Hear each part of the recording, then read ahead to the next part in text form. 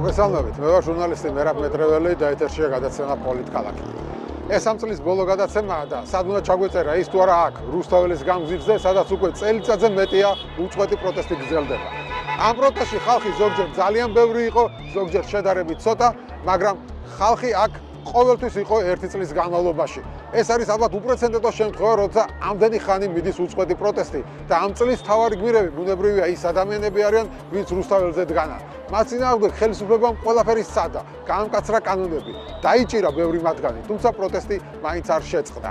დღეს ჩვენ გადაცემაში ამ პროტესტში მონაწილე რამდენიმე ადამიანის მოსაზრებას მოგასმენინებთ იმის შესახებ, თუ როგორი იყო ეს ერთი წელი მათთვის, საქართველოსთვის და რას ელოდებიან მომავალი წლისგან.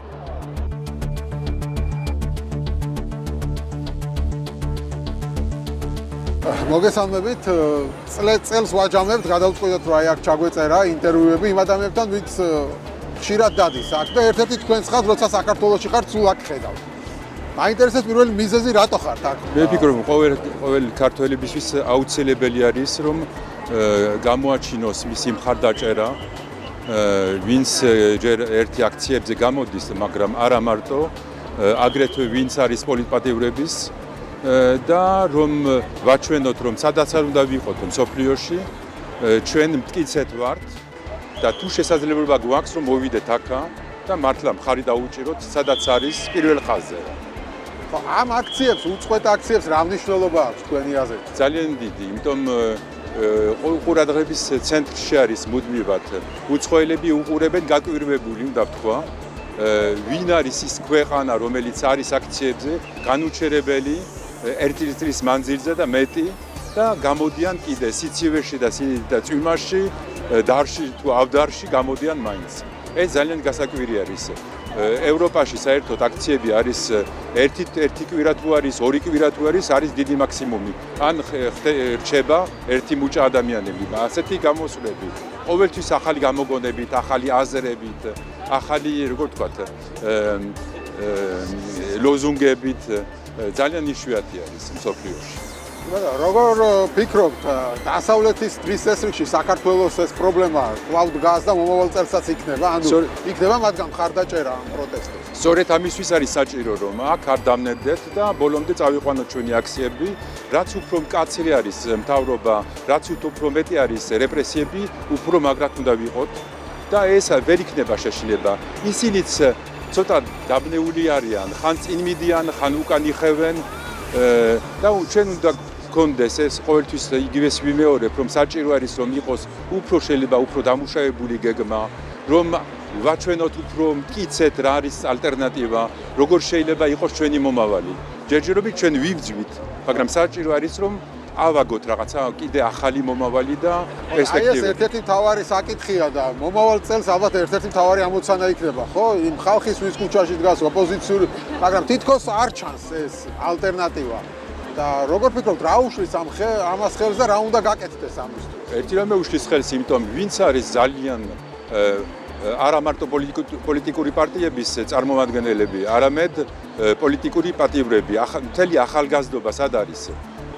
ლპება ციხეებში, მე ამაში ვხედავ ეს ნეგატივი, რომ ციხეებში არიან, მაგრამ ერთი დიდი პოზიტივი, რომ არავინ მათ შორის არ გატყდა, არავინ არ დაასმინა მეზობელი, არავინ არ დაიხია და არ აპირებს ამის გაკეთებას. ეს არის დიდი სიძლიერე, როცა ამდენი ხალხი არის პატიმრობაში და ასეთ უძლებს მოვლენებს და არეშინია და ეს არის ყველაზე ჩვენი სიმაგრის კედელი რა. ხო, მაგრამ აი ოპოზიციურმა პარტიებმა რა უნდა გააკეთოს თქვენი აზრით? ანუ აი იმისთვის რომ ეს ალტერნატივა გაჩნდეს. ოპოზიციურ პარტიებმა უნდა გამოჩნდეს კიდე პარტიებში, ვინც არ არის ციხეში, ვინც არ არის გაჩერებული და ციხეებში უნდა გამოჩნდეს და უნდა დაიწყონ ერთად მუშაობა. ეს სხვა გამოსავალი არ არის. არ არის დრო ისა, რომ მე ჩემი აზრი და შენი აზრი და ამაზე იყოს დავა. ერთი აზრი მთავარი არის, ამ მდგომარეობიდან უნდა გამოვძვრეთ და ყველა ერთად უნდა გამოვძვრეთ. ამაში მე მჯერა. ვიცი რომ მოვა და მოდის, მწიფდება ეს ყველაფერი. შეიძლება გრძელი არის, შეიძლება ზოგიერთებისთვის არის იმედის დაკარგვა. მე მჯერა რომ არის ამაში არის შეიძლება იყოს გამოსავალი და იქნება გამოსავალი. ხა ყველას ახსოვს რა გავიარეთ, არა? რა ისტორია გაიარა საქართველოს. ეს პატარა დეტალი არის. ამაზე ხომ არ შევჩერდით. კი ბატონო, მაგრამ აი ამ წელს, რომელიც ახლა ჩვენ გავიარეთ, რას დაარქმევდით? ამის კითხვა მინდა, როგორი წელი იყო ეს საქართველოსთვის? მარტივი ნამდვილად არ ყოფილა. არა, მარტივი არ იყო. ძალიან საინტერესო ახლა როგორ შეიძლება საინტერესო ვთქვა, რომ როცა არის ამდენი ხალხი ციხეებში, მაგრამ პოლიტიკურად საინტერესო არის. ესე იგი ოცნებამ სადა ყველაფერი. ერთი ტესტირება გააკეთა, მეორე გააკეთა, იქ გადაკეტა შესაძლებლობა გამოსვის, აქ ამბობს რომ აღარ შეიძლება შეკრების ცნება, მაგრამ ხალხი მაინც ჯარიმების მდგომარეობაში და ციხეს რისკის ქვეშ მაინც მოდის და გამოდის აქა. ესე იგი ხალხს ჯერა რაღაცა. და იმის მოპირდაპირე მხარეს რა არის? არის ხალხი, რომელიც არის ერთ რამეში დაინტერესებული. ესე იგი ფულებში. ფინანსიური ინტერესები არის. მარტო ესა და სხვა არაფერი. და მომავლის იმედს რა გაძლევთ? იმედი არის ხალხი, რასაკვირველია ის, მთავარი არის პირველი და მეორე ყურადღება ევროპის მიერ. და ბოლო წერტილი იქნება ჩვენი გამარჯვება. რას უსურვებთ საქართველოს ახალ წელს?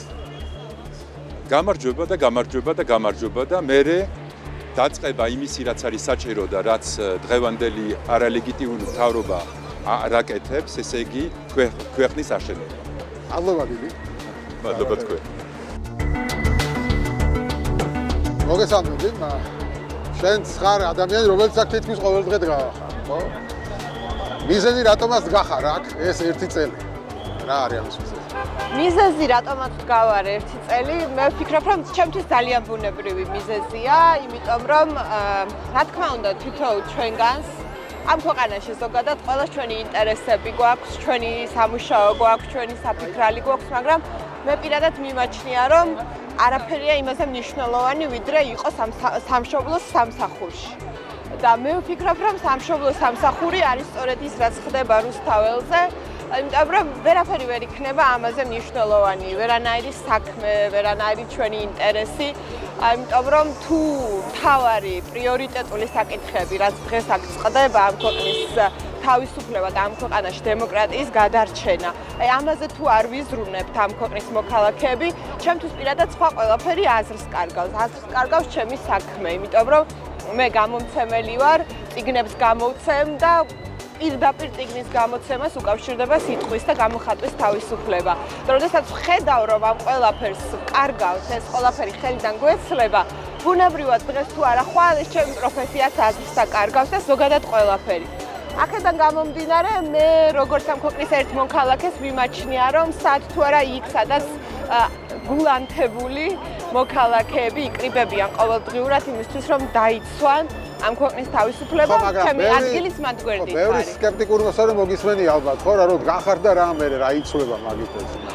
მე ვფიქრობ, რომ ბევრი რამ იცვლება. მე ვფიქრობ, რომ ძალიან მნიშვნელოვანი პროცესები, რომელიც ბევრად უფრო შორს იქნებოდა დღეს წასული, აი ამ პროტესტმა შეაკავა. აი ამ დაუმორჩილებლობამ, რასაც ყოველდღიურად ადამიანები აჩვენებენ, ეს ძალიან მნიშვნელოვანია.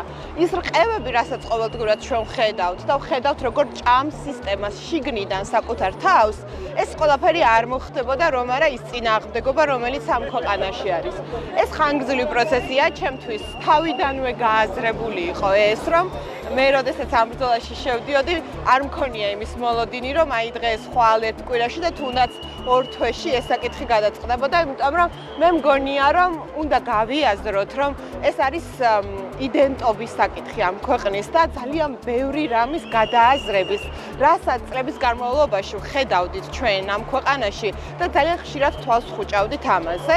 მოგწონდა, არ მოგწონდა, მაგრამ აი რაღაცნაირად ჩვენი ცხოვრების ნაწილი იყო და დღეს დგება ის მომენტი, როდესაც აი შავი და თეთრი აბსოლუტურად უნდა გამოიკვეთოს. მე ასე ვხედავ, რომ ეს არის რაღაც გარდამავალი პროცესი, როდესაც ჩვენ გვაქვს შანსი რომ აი ამ ბრძოლაში სიკეთემ გაიმარჯვოს და ერთხელ და სამუდამოდ აი ეს წრეზე ტრიალი, რაზეც ძალიან ბევრი ადამიანი საუბრობს, რომ აი 90-იანი წლებიდან თითქოს წრეზე დავდივართ, აი ამ წრეზე სიარულს უნდა დაესვას წერტილი. რაც უფრო უიმედობა გვიპყრობს ხოლმე და უიმედო სიტუაცია და რაც უფრო მეტად გვიტევს რეჟიმი, მე მაძლევს ეს იმის იმედს, რომ ჩვენ გვაქვს შანსი რომ გავიმარჯვოთ. ასე ვუყურებ, იმიტომ რომ რაღაცნაირად იმის შეგრძნებაა, რომ აი ფსკერზე ბოლომდე ჩასვლის გარეშე ზედაპირზე ვერ ამოვალთ და მე პირადად ვარ მზად შინაგანად ამისთვის, რომ ეს ფსკერზე ბოლომდე ჩასვლა შეიძლება შეგვეხოს ყველას, მაგრამ სხვანაირად გამარჯვება არ დადგება. ხო, მაგრამ აი შენ საუბრობდი, რომ აი სამშობლოსთვის დგან ხარ იმისთვის, რომ სამშობლო გამოვიდეს რაღაც ამ ერთი და იგივე წრიდან, რომ ჩვენი ქვეყანა წავიდეს წინ ევროპისკენ, იყოს დამოუკიდებელი, სუვერენული, მაგრამ ოპონენტები, ხელისუფლება და მათი მხარდამჭერები აქ ხალხს უსამშობლოებს ეძახიან. ისინი ამბობენ, რომ აი თქვენ და ვინც აქ დგას, ვიღაცა სხვას ემსახურებთ, სხვა ქვეყნებს ასე. მათ რას ეთხოვთ? მათ ინტერესებს. მე ვფიქრობ, რომ ეს მათი თვითი გადარჩენის ინსტინქტიც არის, მეთოდიც არის, იმიტომ რომ თავდასხმა საუკეთესო თავდაცვაა. იმიტომ რომ რეალურად ჩვენ ყოველდღიურად ხედავთ და თვითონვე ამხელენ, რამხელა კორუფციაში არიან წლების განმავლობაში ჩამრჩვალი ხო პირდაპირ საკუთარ ეგრეთ წოდებულ ლიდერებს თავადვე აპატიმრებენ და ამხელენ კორუფციაში. ჩვენ ვხედავთ ვინ არის ქურდი, ვინ არის კრიმინალი ამ ქვეყანაში და ის ხალხი, რომლებიც აქ დგანან და რომლისაც მე ძალიან მჯერა და მწამს, ეს ის ადამიანები არიან, რომლებიც თავისი მთელი ცხოვრებით წლების განმავლობაში ამტკიცებდნენ, რომ ყოველთვის იყვნენ სხვადასხვა მხრიდან კულტურის სფერო იქნება თუ სხვა სფერო იქნება, ყოველთვის იყვნენ სამშობლოს სამსახურში. ამ ხარეს ჩემთვის ჩემი მთავარი სიძლიერე არის ის, რომ დგას სიმართლე. ჩვენ როდესაც ვიძინებთ ღამე, საკუთარი თავის არ გვცხვენია, იმიტომ რომ გვჯერა იმის, რისთვისაც ვიბრძვით და ყველაზე წმინდა რამისთვის ვიბრძვით, ხო, თავისუფლებისთვის და სამშობლოსთვის. ამიტომ ჩემთვის პირადად არაფერს არ ნიშნავს, რას მიწოდებენ ისინი უსამშობლოს, აკაცუქს თუ რა. პირიქით ბევრი გეტყვით ალბათ, რომ კომპლიმენტია მათთვის, როდესაც არ ვართ მოსაწონი რეჟიმისთვის, იმიტომ რომ საკუთარ თავში ალბათ ეჭვი შემეპარებოდა რაღაც მომენტში რეჟიმისთვის მოსაწონი რო ვიყო რამე კუთხით, ხო? იმიტომ რომ აბსოლუტურად განსხვავებულია ჩვენი პრინციპები, ჩვენი ღირებულებები და შეუძლებელია, რომ ეს სადღაც ერთმანეთს შეხვდეს. აქედან გამომდინარე, ეს არის უბრალოდ მათი ერთგვარი ბრძოლის ტაქტიკა, რაშიც ჩემთვის გასაკვირი არაფერი არ არის, ეს თავდასხმა, ტროლების შემოსავები ყოველდღიურად სოციალურ სივრცეში, რისი მსხვერპლის ყველა ვართ, ხო? მაგრამ ამაში არ არის გულწრფელობა, ამაში არ არის სიმართლე და ამ ადამიანებს, ვინც ამ რეჟიმს ემსახურებიან, სინამდვილეში ამ ყველაფრის არ სწამთ. და ჩვენ გვწამს ამ ყველაფრის და ჩემთვის კიდე ყველაზე მთავარი ალბათ ის არის, რომ აი რასაც სწავლობდით წლების განმავლობაში ჩვენი ისტორიის შესახებ, იმ ადამიანების შესახებ, რომლებმაც ეს ქვეყანა დღევანდელობამდე მოიყვანეს და სულ ამბობდით და ვსვავდით, ხო? ბუნებრივად ხშირად ამ შეკითხვას, რომ აი ვერ ხვდებით როგორ მოვედით დღევანდელ დღემდე. და დღეს მე ვხვდები, როგორ მოვედით დღევანდელ დღემდე და მე ვარ ძალიან ბედნიერი, რომ აი ეს ქართული სული, რაზეც იყო ხოლმე საუბარი, მებრძოლის სული, მე ჩემს თანამედროვეობაში და აი ჩემს თანამებრძოლებში ეს ყველაფერი აღმოვაჩინე და ამის დავიჯერე. მომავალ წელს რას ელოდები? და რის იმედი გაქვს? ყოველი წელი შარშანაც ასე იყო, გამარჯვებას ველოდებოდით და გამარჯვებამდე ხშირად გვითხოვს და ბოლომდეც. მე არ ვიცი იქნება თუ არა საბოლოო გამარჯვების წელი, მომავალი წელი, მაგრამ მე მჯერა იმის, რომ ეს იქნება გამარჯვებისკენ გადადგმული კიდევ ერთი ნაბიჯი. მე მჯერა იმის, რომ მომავალი წლის ბრძოლა, რომელიც აუცილებლად უნდა გაგრძელდეს, ხო, ჩვენ არ ვართ იმ ილუზიაში, რომ აი გათენდება 2026 წელი და უცებ გავიმარჯვებთ. ეს ასე არ არის. კიდევ უფრო მეტი შრომა დაგჭირდება ამისთვის. მაგრამ მჯერა ძალიან პრინციპულად, ძალიან ღრმად, ძალიან თავდაჯერებულად, რომ ამ ბრძოლას, ამ თავდადებას თუ თავგამოდებას ჩვენ მივყავართ გამარჯვებამდე და რამდენი დროც არ უნდა დასჭირდეს, მე ასე მწამს რომ ეს ყველაფერი ღირს, იმიტომ რომ სადღაც ბოლოში ვხედავთ იმ ევროპულ მომავალს, რომელიც ამ ქვეყანაში აუცილებლად დადგება, იმიტომ რომ სხვანაირად არის შეუძლებელი, მე ასე მჯერა. გასაგებია, მადლობა. მადლობა თქვენ. მოგესალმები. აუმარჯოს. მადლობა რომ დამთახდი ინტერვიუზე და პირველი კითხვა, რასაც აქ ხალხს უსვამ, არის ის, რომ რატოდ გახარ აქ? ეს არის ჩემი პასუხისგებლობაც და ჩემი უფლებაც, რომ გავაპროტესტო ის ანტიკონსტიტუციური, ანტისახელმწიფოებრივი ქმედებები, რაც მთელი ამ წლების და განსაკუთრებით ბოლო წლის განმავლობაში ჩაიდინა ოლიგარქიულმა რეჟიმმა. ის რეპრესიების წყება, უსამართლო კანონები, სინდისის პატიმრები და რაც თავარია ბრძოლა უწყვეტი პროტესტის წინააღმდეგ, ამ პროტესტის გასაქრობა და რაც თავარია არანაირი პასუხისგებლობის აღება თავის უსამართლო ქმედებებზე. ოცნების ხელისუფლება ცდილობს, რომ გადაფაროს თავისი ანტისახალხო, ანტიეროვნული ქმედებები რეპრესიებით. რამდენად გამოუვიდა ეს შენი აზრით? ხო, ბოლო კანონი არის, რომ ტროტუარზე დგომა არის აკრძალული. ხო, აქ რომ დგავართ, შეიძლება ამის გამო დაგვიჭირონ 14 დღით ჩაგვსვან ციხეში. და რა სიტყვი ამაზე? ამ უწყვეტმა პროტესტმა ოლიგარქიულ რეჟიმს დაანახა, რომ მას არ გამოსდის დაშინება. ჩვენ არ გვეშინია, ჩვენ აქ გავართ და პროტესტი დგას უწყვეტად ყოველ დღე. არავინ არ წასულა ამ პროტესტიდან.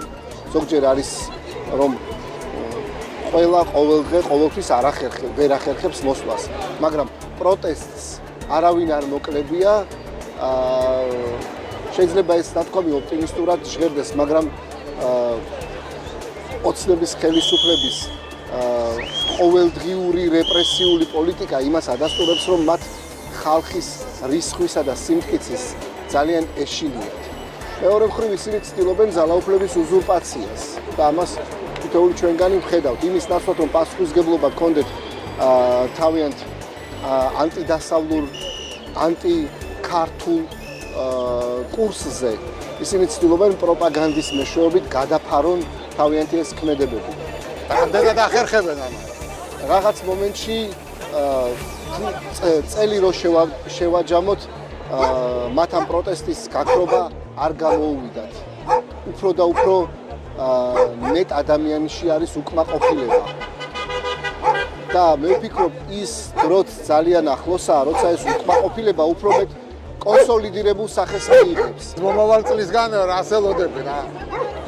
მომავალი წელი როგორ წარმოგიდგენა ისევ აქ რუსთაველზე? ჩემთვის როგორც უწყვეტი პროტესტის ერთი რიგითი მონაწილისათვის ეს არის პროცესი, რომელმაც აუცილებლად უნდა დაგვაბრუნოს იმ დროში და იმ მოცემულობაში, რომელიც ფაქტობრივად ჩახერგა და დაანგრია ქართულმა ოცნებამ. ჩვენ უნდა დავიბრუნოთ დასავლური კურსი ცივილიზებულ სამყაროსთან, დემოკრატიულ სახელმწიფოებთან თანამეგობრობა. ჩვენ უნდა გავათავისუფლოთ სინდისის პატიმრები, ჩვენ უნდა დავიბრუნოთ მიტაცებული არჩევნები და რაც თავარია, დავიბრუნოთ დამოუკიდებლობა, რომელიც კრემლისგან მართულმა და კრემლთან შეთანხმებულმა ოცნების რეჟიმმა მიისაკუთრა, მიიტაცა. გასაგებია. მადლობა. მოგესალმები. მადლობა ინტერვიუსთვის და შენც ხარ ის ადამიანი, რომელიც აქ ხარ რუსთაველზე თითქმის ყოველ დღე და პირველი კითხვა არის, რატომ ხარ აქ ეს ერთი წელი? და რა იყო შენთვის ეს ერთი წელი? ძალიან მნიშვნელოვანია, მე ვფიქრობ, რომ ამ ერთობამ, ამ ბრძოლამ, ამ პროტესტმა პირველ რიგში და უმთავრესად ეს მოუტანა ქვეყანას ის, რომ მართველი რეჟიმი ახლა არის ფაქტიურად კეთროვანი და იზოლირებული, სრულიად ცივილიზებული და დემოკრატიული სამყაროსგან. ერთი, მეორე, უმნიშვნელოვანესია, რომ ჩვენს ძვირფას თანამებრძოლებს, რომლებიც ახლა საპყრობილეში არიან უსამართლოდ დაპატიმრებული, გქონდეთ იმის განცდა, რომ მათ მხარში უდგას საზოგადოებამ, მხარში უდგას საქართველოს მოქალაქეები და ეს პროტესტი არ ჩაცხრება მანამდე, სანამ არ იქნება გათავისუფლებული ყველა სინდისის და პოლიტიკური პატიმარი და სანამ არ ჩაინიშნება ახალი თავისუფალი არჩევნები. რაც ყველაზე მთავარია, ეს არის პროტესტი ჩვენი ქვეყნის მომავლის, ჩვენი ქვეყნის საგარეო პოლიტიკური კურსის და ჩვენი ქვეყნის სახელმწიფოებრიობის დარღვევის და მოშლის მცდელობის გამო. ეს ხალხი საბჭოთა კავშირში არ დაბრუნდა. ხო, მაგრამ როგორც იცი ხელისუფლება და მათი მომხრეების პირიქით ამბობენ, რომ ხალხი ქუჩაში დგას, ქვეყნის ინტერესებს ემსახურებიან. მათ უნდათ რომ საფეხზე იდგეს ქვეყანა და არ იყოს დამოუკიდებელი, არ იყოს სუვერენული და ბრიუსელი ევროკავშირი იგივე საბჭოთა კავშირია. ეს რა თქმა უნდა ქართული ოცნების პროპაგანდისტული გზავნილები, ანტიევროპული, ანტიდემოკრატიული გზავნილები, თავდასხმები ჩვენს პარტნიორებზე ძალიან ძიმე მოსასმენი და სანახავია. უბრალოდ ძალიან კაფიოდ გამოხატავს და არის საუკეთესო გამოხატულება იმისა, რა სურთ თვითონ ქართულ ოცნებას. სად სურს იხილოს ეს ქვეყანა, რასაც ვერ დაუშვებ ჩვენ. მათ სურთ საბჭოთა კავშირში დაბრუნება, მათ სურთ აი იმ ტიპის ვითომ სუვერენული დემოკრატიის დამყარება, რომელზეც ამდენი ხანია საუბრობენ რუსეთში და ახორციელებენ კიდეც ამას და ებრძვიან საქართველოს ისტორიულ არჩევანს, რაც არის ევროპულ კავშირში და ნატოში გაწევრიანება. ხო, თუმცა მათი ლოგიკა არის, რომ ჩვენ საბჭოთა კავშირი კი არ გვინდა, ჩვენ გვინდა, რომ ყველამ პატივი გცეს, ყველა მხრიდან იყოს, ასე ვთქვათ, ჩაურევლობა და ბალანსი დავიჭიროთ, ასე ვთქვათ. რამდენად შესაძლებელია, რომ ბალანსი დაიჭიროთ? ბალანსის დაჭერა რუსეთის პირობებში, ჩვენი გეოგრაფიის პირობებში, ჩვენი ისტორიის პირობებში, რუსეთთან ურთიერთობის თვალსაზრისით ჩვენ წარმოუდგენელია რეალურად, რომ არ გავხდეთ ნატოს და ევროკავშირის წევრები და ვიყოთ უსაფრთხო და დაცული. ეს მოგონილი წარმატება და გამარჯვება ქართული ოცნების თითქოს მათ მოუტანეს საქართველოს მოქალაქეებს მშვიდობა. ეს არის თვალში ნაცრის შეყრა ჩვენი მოქალაქეებისთვის. ბალანსის დაჭერას რაც შეეხება ევროპულ კავშირში ჩვენი ინტერესებით დაცული იქნება. ევროპული კავშირი არის სწორედაც ჩვენი ძელვადიანი სტაბილურობის და უსაფრთხოების და ეკონომიკური განვითარების უზრუნველყოფის გარანტია და საფუძველი. და ბოლოს მომავალ წელს როგორ უყურებ? მაინც იმედიანად, რა თქმა უნდა, არ არის მარტივი გვარდისფერი სათვალეებით ნამდვილად არ უყურებ, მაგრამ საქართველოს მოქალაქეების ურყევი ბრძოლა, ურყევი ნება, გარეთ პროცესები რეგიონშიც, შავ ზღვაზეც, უკრაინაში მიმდინარე მოვლენები და პროცესები შეიძლება ძალიან დიდი გავლენის მქონე იყოს საქართველოში მოვლენების განვითარებაზე. ვისურვებ პირველ რიგში და უმთავრესად, რომ უსწრაფესად გათავისუფლდნენ ჩვენი სინდისის და პოლიტიკური პატიმრებიდან ჩემი მხარდაჭერა და სრული, ესე ვთქვათ, სოლიდარობა მათ. მომავალ წელსაც აქ მოგვიწევს ყოფნა, როგორ თქვი? ახალ წელს? არ ვიცი, რთული სათქმელია რეალურად იმდენი, რამდენიც დაჭირდება საქართველოს ევროატლანტიკურ გზაზე დაბრუნებას და საქართველოს თავისუფალ დემოკრატიულ ქვეყნად განვითარებისთვის ხელშემწყობი პირობების შექმნას. გასაგებია, მადლობა. მადლობა შენ. მოგესალმებით, ნიკა. მადლობა ინტერვიუსთვის და შენც ხარ ის ადამიანი, ვინც თითქმის ყოველდღე აქ არის, ხო? ალბათ ერთი ორ რამდენიმე დღე ჩაგიგდია, მაგრამ მე რაც ყოფილვარ სულ აქ ახარ და პირველი კითხვა შენთანაც ეგ არის, რატო გახარ აქ ყოველ დღე? არ ვიცი, სხვაგან ყოფნა ახლა წარმოუდგენელი მგონია. ამ ადამიანებთან ერთად ერთი წელი, პრინციპში მეტი გავატარე, ერთად ვიბრძვით და შეუძლებელია რომ ეს ადამიანები დავტოვო, ადამიანები, რომლებიც არიან ამ ქვეყანაში სინდისის და გაუტეხლობის სიმბოლო. ეს პროტესტი არის ადგილი, სადაც ჯერ კიდევ ცოცხლობს დემოკრატია, ჯერ კიდევ ქართული სახელმწიფო ცოცხლობს. ანუ რეალურად ეს არის ბოლო ბურჯი, რომლის მონგრევის შემდეგაც ქართულ ოცნებას ალბათ ნებისმიერი რაღაცის გაკეთება შეიძლება. ეს არის ადგილი, სადაც ჯერ კიდევ წინააღმდეგობა ცოცხლობს. ანუ რა, ეს არის ამ დატვირთვა, იმიტომ ბევრს უჩნდება ეს შეკითხვა. მათ შორის იმათ, ვინც აპროტესტებს ხელისუფლების გადაწყვეტილებებს, ოპოზიციის მხარდამჭერია, მაგრამ აქ აღარ მოდის, იმიტომ რომ ნუ რა აზრი აქვს აქ დგომას, ფიქრობენ ისინი. და რა ასეთყოდი მაგ? სახლში ჯდომაზე მეტი აზრი აქ დგომას აქვს, ჩემი მოსაზრებით. ანუ მე არ გავაკრიტიკებ ამ ადამიანებს. ალბათ ჯობს ერთმანეთი არ გავაკრიტიკოთ. არა, აუხსნათ, რატო დგახარ აქ ამაზე? რა მნიშვნელობა აქვს იმას აქ დგომას? ხო, ზუსტად ამას. ადამიანებს. ხო, ზუსტად ამას ვამბობ. ჩვენ მე მგონი ყველა ვართ ერთ მხარეს, ყველას გვინდა უკეთეს სახელმწიფოში ცხოვრება. თუ ვიღაც ფიქრობს რომ მაგალითად შეიძლება აქ დგომას აზრი აქვს, მე ვფიქრობ რომ აქ დგომას აზრი აქვს და იმაზე მეტი აზრი აქვს ვიდრე სახლში ყოფნა. სახლში ყოფნით ვერაფერს ვერ გავაკეთებ. აქ აქ ყოფნით რას აკეთებთო ამას ამ კითხვას ვამე. მიკრო დგახათ რას აკეთებთო? თუ აქ არ ვიდგებით, როგორც მინიმუმ საზოგადოებას უბრალოდ საზოგადოება იფიქრებს იმას, რომ უბრალოდ ყველაფერი მოკვდა. ამით ცოცხალი არის ჯერ კიდევ პროტესტი, ცოცხალი არის ეს პროცესი და ცოცხალი არის ის, რომ არ ვიცი, ქვეყნის გარეთ როგორც მინიმუმ იციან, რომ ამ ქვეყანაში წინააღმდეგობა არის. წარმოვიდგინოთ, რომ ჩვენ უბრალოდ დავსხედით სახლში, ხმას აღარავინ აღარ ვიღებთ. მაშინ გამოდის, რომ ქართულმა ოცნებამ რაც ბოლო წლების განმავლობაში აკეთა, ეს ყველაფერი მას უბრალოდ შერჩება და ყველა აღიარებს მის, ასე ვთქვათ, აღიარებს იმას, რომ თითქოს არაფერი გაუკეთებია. ანუ ეს არის არდანებების აქტი, ხო ფაქტობრივად. ეს არის არდანებების აქტი. აჩვენებ, რომ არ ნებდები. კი ბატონო. კი ბატონო, მაგრამ რამდენხანს იდგებით კიდე აქ ამ კითხვასაც ვამე და როგორ გონია რამდენხანს მოგიწევს აქტივობა?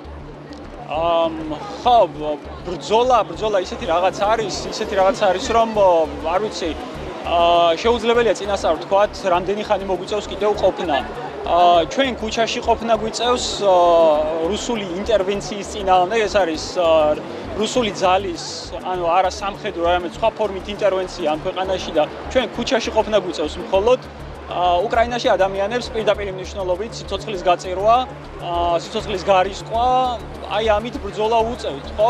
არ ვიცი, ადამიანებს უფრო მეტიც გაურისკავთ, უფრო მეტიც შეუწირავთ, უფრო დიდხანსაც გაგრძელებულა ბრძოლა, ამიტომ მე მიმაჩნია, რომ ეს არ არის ისეთი ბრძოლა, რომელსაც საზოგადოება ვერ გაუძლებს და კიდევ დიდხანს ვერ გაგრძელდება. და ბოლოს მაინტერესებს შენ იურისტი ხარ, ახალგაზრდების ასოციაციის თავმჯდომარე იყავი, ადამიანის უფლებებს იცავ და ასეთ ამას თუ წარმოიდგენდი, რომ ტროტუარზე დგომა იქნებოდა დანაშაული ამ ქვეყანაში და შეიძლება აქ რომ დგავარ დაგვიჭიროთ ამის გამო. ნუ შეიძლება ინტერვიუმ გადაგვარჩინოს, მაგრამ აი კამერის გარეშე შეიძლება დაგვიჭიროთ. რამდენად წარმოიდგენდი, რომ ესეთ კანონს მიიღებდა, რომ ტროტუარზე დგომა აიგრძალებოდა? ხო, პრინციპში ლოგიკა, ჟანრის ლოგიკა მოასწავებდა ამას, რომ ქართული ოცნება საბოლოოდ აქამდე მივიდოდა. ეს არის ფაქტობრივად იმის ანალოგი, რასაც რუსეთში აკეთებენ ცარიელი ფურცლის გამო ადამიანების დაჭერა. მართლაც ტროტუარზე ადამიანის დაჭერა ეს არის და სისხლის სამართლებრივი პასუხისმგებლობის შემოღება ყველანაირ საზღვრებს ხდება. თავი დავანებოთ სამართალს, ეს უბრალოდ არ ვიცი, ადამიანურობის, ჰუმანურობის წარმოდგენის მასშტაბებს ხდება, ეს უფრო აი ეს ფსიქოპატური დამოკიდებულება, რომელიც ქართულ ოცნებას საკუთარ ხალხთან აქვს, ეს უბრალოდ ყველანაირ სამართლის ფარგლებს სცილდება. არ ვიცი, მათ შორის აი ამის გამო შეიძლება მაგალითად მე არ ვიცი, ხვალ მაგალითად ზარი მივიღო საქალაქო სასამართლოდან, რომ ოქმი არის ჩემ წინააღმდეგ შედგენილი და შეიძლება ადმინისტრაციული პატიმრობაც მომიწევს. რა თქმა უნდა, წარმოუდგენელი რეალობა არის იმ ადამიანებს, რომლებიც დემოკრატიაში, მეტნაკლებად დემოკრატიაში ცხოვრობენ და ცხოვრობდით, მაგრამ რა თქმა უნდა, ეს ყველანაირ სამართლის ფარგლებს სცილდება. მე ერთი უბრალოდ იმის თქმა შემიძლია, რომ ის უფლება, რომელთაც ახლა ვსარგებლობ და რომელთაც ახლა ადამიანები სარგებლობენ, არც ბიძინა ივანიშვილს, არც ქართულ ოცნებას არ მოუწია ჩემთვის და შესაბამისად ვერც წამართმევენ და ვერც შემიზღუდავენ. ეს არის ის უფლება, რომელთაც ვისარგებლებ. ეს უფლება მაქვს მე ბუნებით და კონსტიტუციით. ხო, ანუ პროტესტს ვერ შეწყვეტს. პროტესტს ეს ვერ შეწყვეტს. იმიტომ რომ ეს სადა ბოლო დღეები ამას ცდილობს ქართული ოცნება, ადამიანებს იბარებს სასამართლოში, არ ვიცი, რაღაც სხვადასხვა გზებს მიმართავს, მაგრამ მე ვერ დავინახე მით უმეტეს იმ ადამიანების თვალებში შიში, რომლებიც დღეს სასამართლოში არიან დაბარებულები და ვერც აი ამ ადამიანების თვალებში, ვინც დღეს ისევ კлау ჯიუტად დგანან აქ და აგრძელებენ პროტესტს. და მომავალ წელზე რა სიტყვი, რა სულობები მომავალ გასავით მომავალი წლისგან? ხო, მომავალ წელზე არ ვიცი რა მოლოდინი შეიძლება მქონდეს, მაგრამ უფრო ვიტყოდი რომ იმედები მექნებოდა, იმედი იმის, რომ აი იმ საერთაშორისო დაძაბულობის და სირთულეების ფონზე, რაც ბოლო თვეების განმავლობაში განსაკუთრებით ვნახეთ, უფრო მეტი მხარდაჭერა იქნება საერთაშორისო პარტნიორების მხრიდან ქართველი ხალხის მისამართით. მეტი მხარდაჭერა იმისთვის, რომ ჩვენ შევძლოთ წინააღმდეგობა რეჟიმთან, გავაგრძელოთ ბრძოლა იმისთვის, რომ ქვეყანა არ დავკარგოთ. დღეს რეალურად ჩვენ ვიბრძვით ქვეყნისთვის, ანუ ხვალ ქვეყანა გვექნება თუ არა, სუვერენიტეტი ექნება თუ არა ამ ქვეყანას, ამაზე არის საუბარი და არა მხოლოდ ევროკავშირთან ინტეგრაციას შევძლებთ თუ არა. დღეს უკვე რეალურად ამაზე ვსაუბრობთ. ამიტომ მე მინდა იმედი მქონდეს, რომ აი ამ პროცესში ჩვენი პარტნიორები, რომლებიც წლების განმავლობაში ქვეყანას გვერდით ედგნენ, კვლავ გააგრძელებენ გვერდში დგომას და ეს გვერდში დგომა უფრო მეტი იქნება ვიდრე ამ წელს. იმედია, მადლობა ინტერვიუსთვის. მადლობა. მოგესალმებით, ვარდნახა. მადლობა გადაცემაში მონაწილეობისთვის და თქვენ ხართ ადამიანი, რომელიც სააკაშვილის ერთ-ერთი ყველაზე ისეთი ძაფრი ოპონენტი იყავით სააკაშვილის. ყველას ახსოვს ეს ხო სამეგრელოში ოპოზიციის ფაქტობრივად ერთ-ერთი წამყვანი სახე იყავით. ოცნების ერთ-ერთი დამფუძნებელი ხართ. ქართული ოცნების, მაგრამ აი ეს ერთი წელიად გახართ აქ რუსთაველზე და უკვე ებრძვით ქართულ ოცნებას, აპროტესტებთ. რა საპროტესტებთ, რატოდ გახართ? სხვათა შორის ერთი წელი არ არის. 2013 წელს უკვე, როდესაც საკრებულოს სიაში ჩამწერეს ოცნების მესვეურება. მე რო არ ვიცოდი ისე, მეორე ნომრად და მე მითხრეს რომ ძალიან გთხოვ რომ გაჩერდი და არ გინდა საუბარიო, გავთანხმდი და როცა შევედი საკრებულოს პირველ სტომაზე და გადავხედე საკრებულოს შემადგენლობას, ეგ ზუგდიდში ალბათ. დიახ, ზუგდიდში. ჯერ კიდევ არ იყო თავმჯდომარე არჩეული, მივმართე სტომის წამყვანს, უხუცეს. რომ მე მაქვს მეთქი სიტყვა. ცოტა დაიბნა ეს კაცი, ხო, ჯერ არაფერი არ დაგვიწია და რა ხდებაო ბატონო? და მაშინ ვთქვი ესეთი რაღაცა. მოვითხოვე რომ ამ ბიჭებმა მეთქი, ვინც ეხლა აქ-ზიან. მომდევნო ხტომაზე წითელი და ლურჯი მაისურები ჩაიწვარ მეთქი, მე რო ერთმანეთისგან განვასხვაო. ვინ არის ნაცი და ვინ კოცი, ხო? ხო, იმიტომ რომ ვერ გავარჩიეს, ვინც მე დამსდევდა კოცებში იყო, ნუ ნაცები იყვნენ მაინც და ასე რომ ჩემი დაპირისპირება ქართულ ოცნებასთან დაიწყო 2013 წელს. მერე იყო დაპირისპირებათა სერია. ხო, თუმცა რუსთაველზე ერთი წელია. არა, რუსთაველზე კი ერთი წელია, მაგრამ ოცნებასთან დაპირისპირება 2013 წლიდან. ბატონო, თუმცა მე ამ ერთ წელზე მინდა მაინც რომ ვისაუბროთ, აი რას ნიშნავს თქვენთვის ეს ერთი წელი და ეს ერთი წელი რატოდ გახართ აქ ქუჩაში რუსთაველში? ჩემთვის წითელი ხაზი არის მერაბ რუსეთთან ჩვენი ურთიერთობა. ჩემთვის წითელი ხაზია საერთოდ რუსული იმპერიალიზმი. ყობახიძის ჯერ რუსული კანონი და მერე ყობახიძის განცხადება, რომ ჩვენ ვაჩერებთ მოლაპარაკებებს ევროპასთან და ფაქტიურად ეს იმას ნიშნავდა, რომ ჩვენ უარს ვამბობთ ევროპულ მომავალზე და ანუ არ გჯერა, რომ შემდეგში გააგრძელებთ. მივდივართ რუსეთში, ამან საბოლოოდ გადამაწყვეტინა რუსული კანონის შემთხვევაშიც ვიღებდი მონაწილეობას, მაგრამ ამის მერე, ყობახიძის ამ განცხადების მერე დაიწყო ჩემი მკვეთრი დაპირისპირება ქართულ ოცნებასთან. და ერთი წელია გავარ აქ ოჯახის წევრებთან ერთად, შვილებთან ერთად და ვაპროტესტებ ქართული ოცნების რუსულ პოლიტიკას. ხო, მაგრამ ისი ამბობენ, რომ ეს არ არის რუსული პოლიტიკა, ეს არის რაღაცა ორფერზე ჯანსაღად დგომა, სუვერენიტეტის დაცვა და ასე შემდეგ. ამაზე რა სიტყვები? ხო, ეს უკვე გათვლილი არის იმ ხალხისთვის, რომლის იმედი აქვს ივანიშვილს, რომ ამას ხალხი დაიჯერებს და ვითომ ორფერზე დგას მყარად ქართული ოცნება და იცევს სუვერენიტეტს. სინამდვილეში ჩვენ საერთოდ დავკარგეთ სუვერენიტეტი, კარგავთ დამოუკიდებლობას, ჩვენს ევროპულ მომავალს და ამიტომ თუ ივანიშვილს ჩვენ ვაცალეთ, საქართველო, მე ამას ხაზგასმით ვამბობ, არ მეშინია ამის თქმის, საქართველო გაქრება პოლიტიკური რუქიდან. ანუ ასე მძიმედ არის სიტუაცია. დიახ, ასე მძიმედაა საქმე. რასაც ესენი აკეთებენ, რა პოლიტიკასაც ესენი აწარმოებენ, ამისი ბოლო არის საქართველოს გაქრობა პოლიტიკური რუკიდან და ჩვენი ქცევა რუსეთის მაგარა გუბერნია. აქ დგომა მაგას როგორ აჩერებს ასე? რაც შეეხება აქ დგომას. მე არ ვთვლი რომ მხოლოდ აქ ის ადამიანები ვინც აქ დგანან, ეს არის პროტესტი და ამოიწურება ამითი პროტესტი. ეს ასე არ არის. ჩვენ გვახსოვს დიდი აქციები, ჩვენ გვახსოვს ძაფრი დაპირისპირება, ჩვენ გვახსოვს როგორ დაულეწეს ახალგაზრდებს სახეები, რამდენი დაიჭირეს, მეც ჩემ შვილთან ერთად იზოლატორში მოვხდი. ამიტომ მე ვფიქრობ, რომ რუსთაველი არის სიმბოლო პროტესტის. რუსთაველის გაზრდა შეიძლება მომენტალურად, ამისი ბევრი მაგალითია.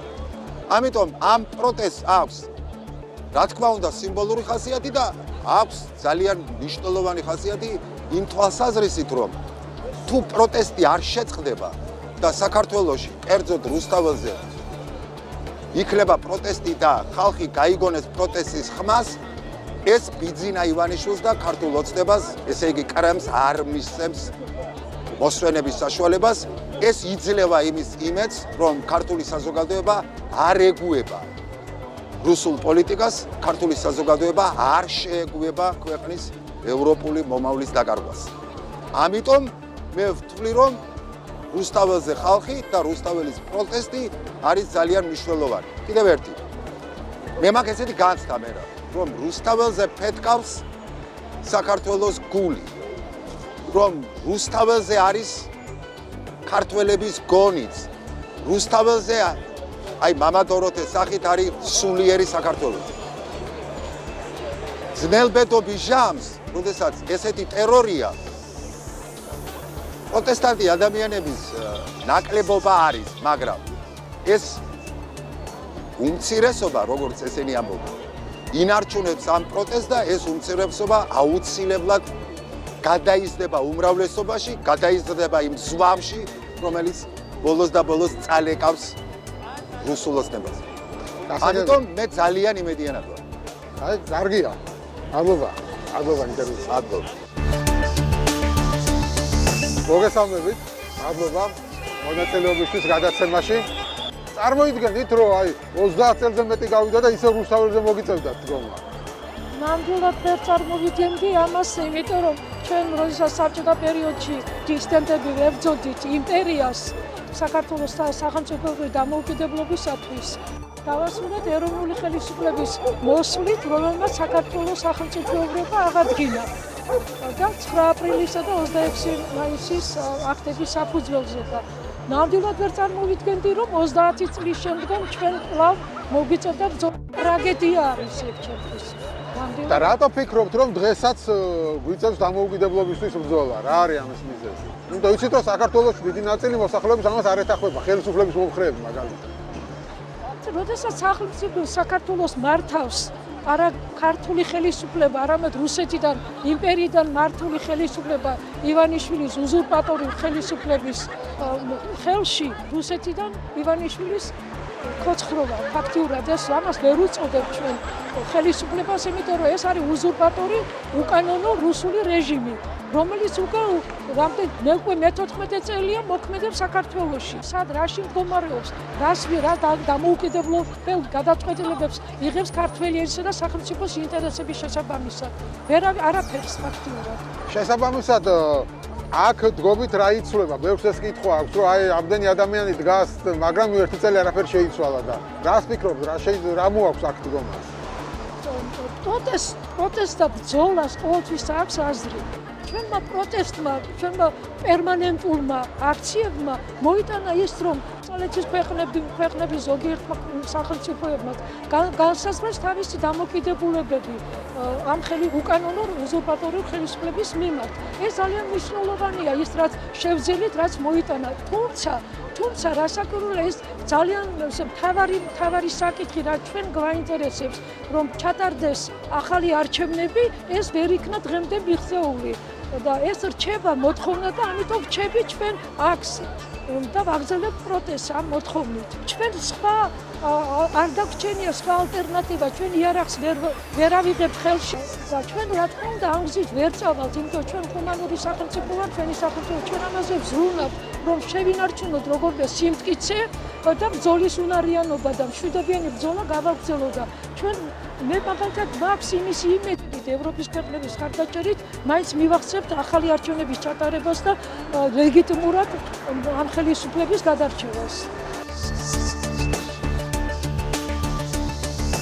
მოგესალმებით, ბაჭო. აბლოღა, რაღაცებაში მონაწილეობისთვის და შენც ის ადამიანი ხარ, ვისაც ყოველდღე აქ ხედავ. შესაბამისად, თავარი კითხვა არის, რატო დგახარ აქ? ეს ერთი წელი. ალბათ მარტივი პასუხი შეიძლება გაგცე, სხვანაირად არ შემიძლია. მიზეზი რამას გამოიწვია ეს რა არის? პირველ რიგში რა თქმა უნდა 28 ნოემბრის განცხადებამ, კურსის ცვლილებამ უკვე გაცხადებულად ანამდეც მქონდა ეჭვები, მაგრამ გაცხადებულმა განცხადებამ მოახდინა ასე ვთქვათ ის რომ უწყვეტად დავდექით, თუმცა გაყალბებული არჩევნების დროსაც აქ ვიყავ. და რას იძლევა აქ დგომა? შენი აზრით, ანუ რას ნიშნავს ეს აქ დგომა და რა შედეგი მოაქვს? პირველ რიგში რაც შემიძლია ვთქვა არის ის რომ სამოქალაქო საზოგადოება იზრდება. და ამ ერთ წელში რაც გამოიარა ამ ადამიანებმა ფიზიკური ძალადობა, უსამართლოდ დაჯარიმება, მოწამვლა, ის რეპრესიული კანონები, რომელიც ყოველდღიურად კიდევ და კიდევ უფრო მეტად რეპრესიული ხდება, ამის გადალახვა და საბოლოო ჯამში შემდეგ უკვე გამარჯვების მოსვლის მერე მე დარწმუნებული ვარ, რომ ეს საზოგადოება კიდევ სხვანაირ ქვეყანას შექმნის. ხო, მაგრამ ბევრს აკეთხაერთაც აღარ აქვს გამარჯვების იმედი და ხედავ რომ იმდენი ხალხი აღარ დადეს, ხო, როგორც ადრე და ამ ადამიანებს რას ეთყოდეთ? ის ნიხილისტშია და ფიქრობთ რომ აზრი აღარ აქვს ახლა აქ. ვერაფერს ვერ ვეტყოდი, რადგან მისი გადაწყვეტილებაა ეს და თუკი ვინმე ფიქრობს რომ აზრი არ აქვს, მაშინ იგივე კითხვას დავსვავ, რას აქვს აზრი? თუ ბრძოლას არ აქვს აზრი, ხო? ხო. მაგრამ არის ეს ბრძოლა შედეგიანი როგორ გონია? ცირ არის თუ მაგალითად ჩვენ შევხედავთ ამ ერთ წელიწადში რეჟიმს რა მდგომარეობაშიც არის და რა მდგომარეობაში იყო ერთი წლის წინ 13 წელი ნაშენები, რაღაცა ბუფერული ზონა, რომელიც ამ რეჟიმმა ასე ვთქვათ აიშენა და მანამდეც კიდევ ამ რეჟიმში გადაბარგებული წინა ხელისუფლებიდან ადამიანები, რომელიც ასევე კიდევ უწყობდა ხელს ამის შენებას, გონია რომ ერთ წელიწადში ეს ვერ მოგვარდებოდა, ხო? და მშვიდობიანი ფორმა, რომელსაც პროტესტი მიმართავს, ამას რა თქმა უნდა დრო სჭირდება. ამას სჭირდება გამძლეობა. აი მთელი პრობლემა ჩემი აზრით არის ის, რომ ჩვენ გვაქვს შეგრძნება, რომ დრო მუშაობს რეჟიმის საკეთილდღეოდ და მასზე მუშაობს და ეს პირიქით არის. დრო ჩვენზე მუშაობს. უბრალოდ რომ მოხდეს იმის გააზრება, რომ დრო ჩვენზე მუშაობს და არა მათზე, თუკი ჩვენ ბრძოლას არ შევწყვეტ, შედეგიც კიდევ უფრო მალე დადგება საბოლოო ჯამში, ვიდრე შეიძლება აი შენ რაც ახსენე ნიჰილიზმით ვინც არის შეპყრობილი მაგ ადამიანებმა რომ დაიჯერონ რომ დრო მათზე მუშაობს, შესაბამისად მგონი და უბრალოდ მშვიდობიანად გამოვიდეს და თავისი პოზიცია დააფიქსიროს, იმაზე ადრე დადგება სასურველი შედეგი, ვიდრე ჩვენ გვგონია. ხო, თუმცა მომავალი წელი როგორ ფიქრობ, ისევ აქ მოგიწევს გატარება მომავალი წელი? არ ვიცი, ნახოთ. და ბოლოს მაინტერესებს ხელისუფლების მომხრეებს, რომლებიც აქ დგომ ხალხს, აკაცუკებს, უსამშობლოებს ეძახიან, მათ რა პასუხს გასცემთ? იცი რა არის ხელისუფლების მომხრეები მე პირადად მგონია რომ ძალიან ცოტაა რა. აი ძალიან ცოტა და ფიქრობ რომ პროპაგანდა მოდი ასე. რეალურად ხელისუფლების მომხრე, ვისაც რაღაც პირადი ინტერესი არ აქვს, არ არსებობს. პროპაგანდას, პროპაგანდა უკვე თავის თავს ცემს პასუხს, რომელიც არ ემსახურება სიმართლეს და პროპაგანდა არის პროპაგანდისტვის, მე მას პასუხს არ გავცემ. გასაგებია. მადლობა. არაფერს.